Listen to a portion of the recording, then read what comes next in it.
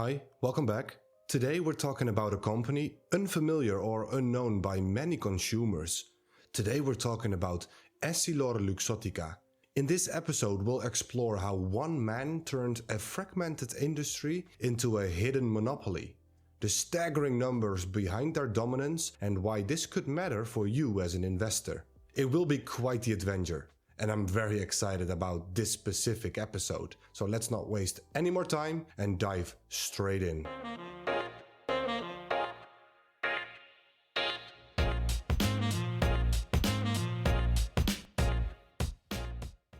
Picture this, a $100 billion company. Pretty big, right? And yet, this company is pretty unfamiliar to many people. This company is EssilorLuxottica, an eyewear company that quietly dominates the global market, basically hidden in plain sight. The giant controls an estimated 80% of the eyewear market.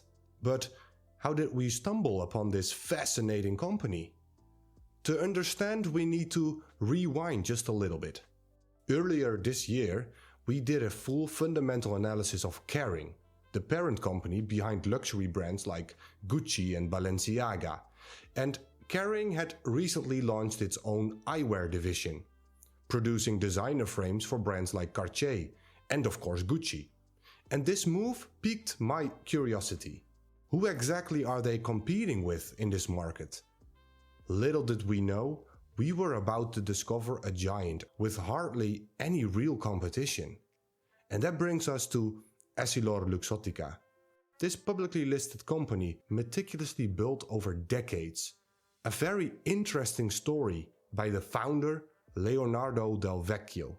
Now, just imagine walking into an optician, or any eyewear store for that matter, and you are looking for a nice pair of designer glasses. You see Ray-Ban, Tiffany & Co., Versace, maybe Prada, Brunello Cucinelli maybe, Chanel, or even Burberry? You're thinking to yourself, my gosh, there's so much choice here. And there is, right? Well, not really. What if I told you that most of these glasses on the shelves, regardless of the brand, all come from the same company? At the end of the day, all of these designer brands I just mentioned are made by the same company, EssilorLuxottica. And that's not all. They own over 150 designer brands, like the ones I just mentioned, but also Ferrari, Dolce Gabbana, Jimmy Choo, and Giorgio Armani. Crazy, right?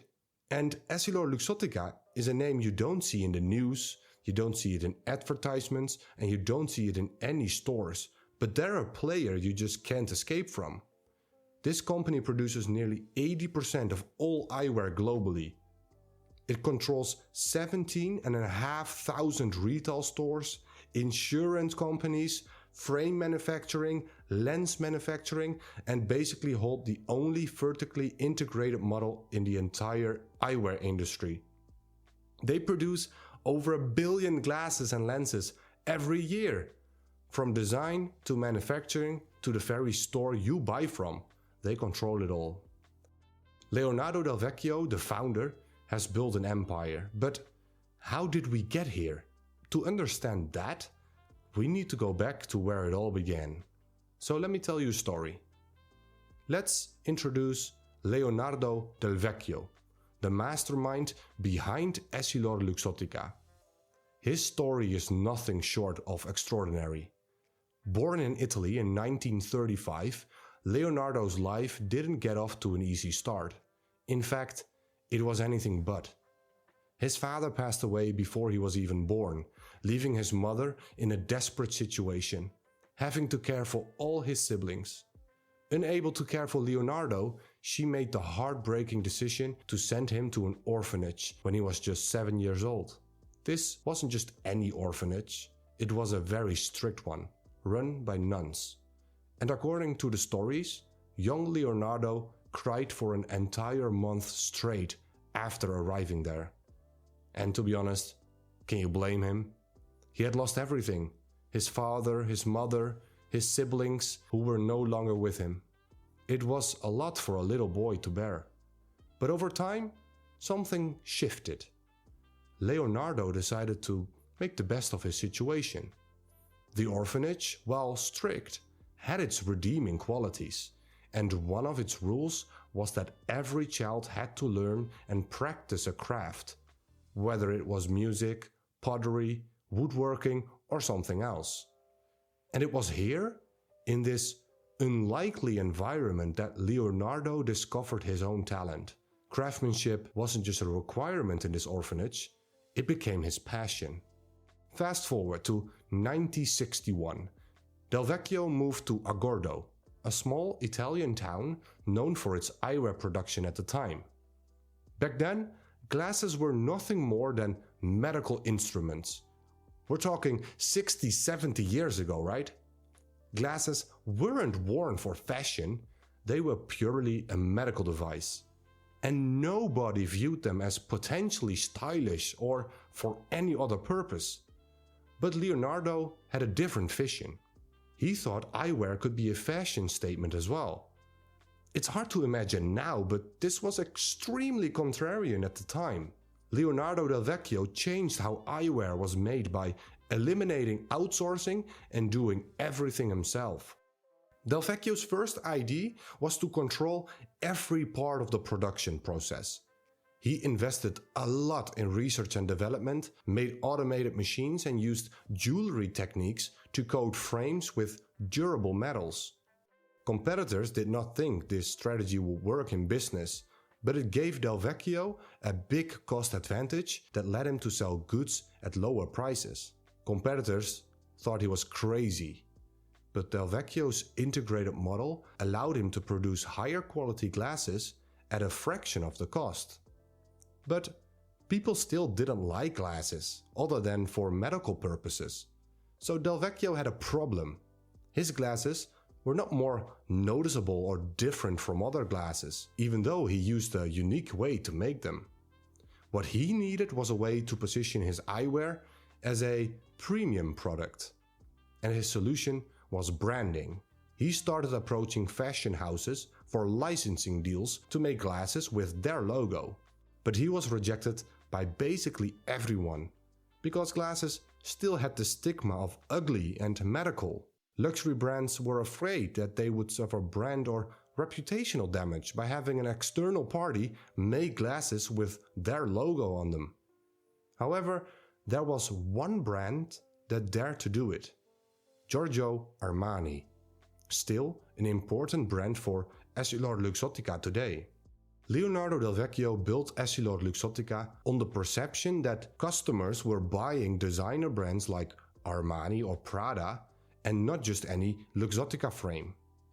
By operating in the background, the company convinced customers to pay premium prices, believing they were getting luxury craftsmanship, something they still do today. To expand, Del Vecchio acquired the US Shoe Corporation back in 1995 for over $1 billion. And at the time this was a lot of money. And it also seemed odd because he was focused on eyewear, and this holding was mostly footwear brands and retail chains for clothing. The move was exceptionally smart looking back. The US Shoe Corporation contained over 10 different subsidiaries, and one of them was LensCrafters. And this specific, pretty unknown optical retail chain was the only reason he bought this. Del Vecchio lobbied behind the scenes for years to ensure support for the deal, selling off all the non-optical parts, so basically 90% of the US Shoe Corporation, and retaining only LensCrafters. And as the owner of LensCrafters, Del Vecchio instantly owned 350 retail locations. He redesigned all the stores to prioritize Luxottica eyewear, pushing competitors to the back of the stores or putting them in less optimal places. And this strategy was brilliant. It boosted sales from 5% Luxottica products in 1995 to over 90% today. What a move looking back, right? Now, with LensCrafters' revenue, Del Vecchio acquired retail chains like Sunglass Hut and Pearl Vision. But Del Vecchio was still very much reliant on other brands and margins were slim. He basically only made money on royalties. He wanted to reduce his reliance on royalties, so Del Vecchio acquired Ray-Ban in 1999 for $650 million, turning it from a poorly managed brand into the premium product we know today. This means he now owned an eyewear brand and could work on making them appear more premium, raise prices and margins over time. Prices for Ray-Ban rose from $80 for aviator glasses in 2000 to $170 today. The $2 billion hostile purchase of Oakley further solidified his vision and dominance. With every acquisition, Luxottica became stronger and its competition weaker. Today, EssilorLuxottica owns over 17,500 retail chains worldwide. What a story, right, so far? But you've only heard part of the tale. Everything you just learned only covers the Luxottica side of things. Today, the company is known as EssilorLuxottica. That Essilor piece has to come from somewhere. And this part of the story is what makes EssilorLuxottica the most powerful eyewear company in the world. A pair of glasses, when you break it down, consists of two key components, the frame and the lenses. Luxottica handled all the frames, and handled them well. But this meant that the lenses had to come from other suppliers. And if there's one thing we've learned from Del Vecchio, it's that he likes to keep a firm grip on the reins. He wants to control over the entire supply chain. The 81-year-old Del Vecchio needed one final move to complete his master plan: the merger between Essilor and Luxottica. This merger was announced in January 2017 and completed in October 2018. The deal, valued at approximately $32 billion, instantly made EssilorLuxottica the most powerful and virtually the only vertically integrated eyewear company in the world. Fun fact, although most people think that Luxottica has merged with Essilor because Luxottica was way larger, it's a little different. Luxottica actually joined forces with Essilor, and Leonardo Del Vecchio became the CEO of EssilorLuxottica. I find it bizarre in retrospect that the Federal Trade Commission or the European Commission approved this deal. This merger has made EssilorLuxottica impossible to compete with. It's pretty nice for shareholders looking back at the returns, but not so much for competition or consumers even. And if you want my honest opinion, I think the commissions made a mistake allowing the merger. I think the commission thought it would benefit consumers, and perhaps it did in some way, but at the same time they have all the pricing power, which is why glasses are so freaking expensive. So, what does this all mean? Well, if there's one key takeaway from today's episode, I think it's this. The glasses on your face are part of a much bigger story. For consumers, it's a reminder to look beyond the label or brand. That designer frame might not be exclusive as you think. And for investors, it's an opportunity to explore a company with a monopoly-like grip on the industry. In our fundamental analysis, we tell you what we think of the financials, valuation, and whether we will buy the company or not. You can find it on our website, www.thedutchinvestors.com. That's it for today's episode. If you enjoyed this story, please let us know by leaving a comment or dropping a show rating. Remember, the most powerful companies are often the ones you don't notice. Until next time, stay curious, keep learning, and happy investing.